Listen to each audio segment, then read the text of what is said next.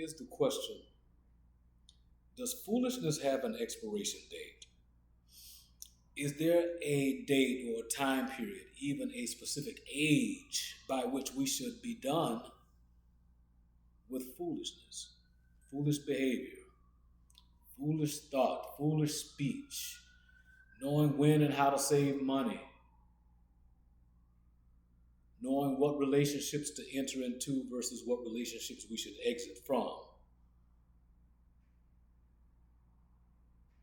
Is there an expiration date on foolishness? And I ask that because yesterday I had the privilege of taking Uber to work, and I ran across a gentleman who was probably, I'm going to say this brother was probably in his early 70s. And he was still kicking it. He was still doing his thing, and I'm not mad at him. But he started confessing some stuff. He started talking about how,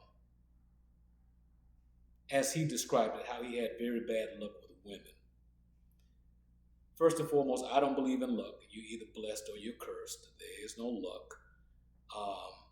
And the blessings and the curses upon you within your life, I believe, are predicated upon your own decision making, your actions, based on the spirit that's within you. So anyway, this brother was talking about how he's a divorcee, and I think he's a divorcee maybe twice over now. And one of his divorces was the result of him getting caught. His ex-wife found him with the with the other woman out at the mall.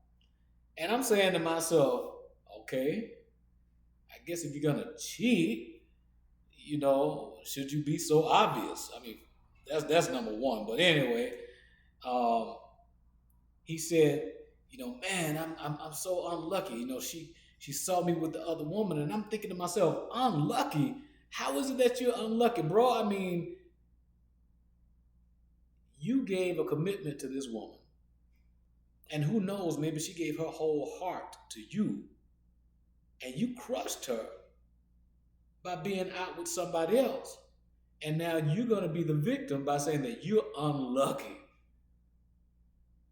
You gave a commitment that you would honor this woman, that you would take care of her. And the care is not just in terms of material, but the care is even for the person's heart, for the person's mind, for the person's spirit, their ruach. And so when you go against that, you go against your vow, and you hurt this person's heart, they become the victim then. You don't have the right to claim to be the victim, that you are unlucky. And it seems that he's done this more than once, because he was talking about other women that he chases. And I'm like, okay, so you're chasing women.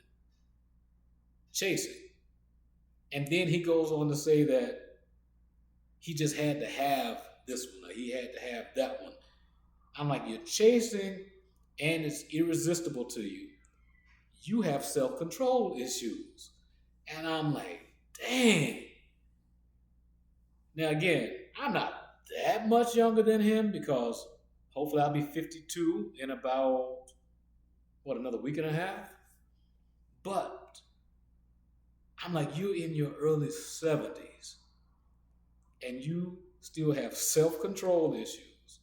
You're chasing these women, and you're the victim because you get caught chasing after you committed yourself to one or two, or however many you committed yourself to. And then to exacerbate things, you talk about the fact that you always have money, but yet you're tired at the same time, based on your own admission, because you're having to drive Uber. I don't know. All I know is this concerning myself. I don't desire to be an old fool.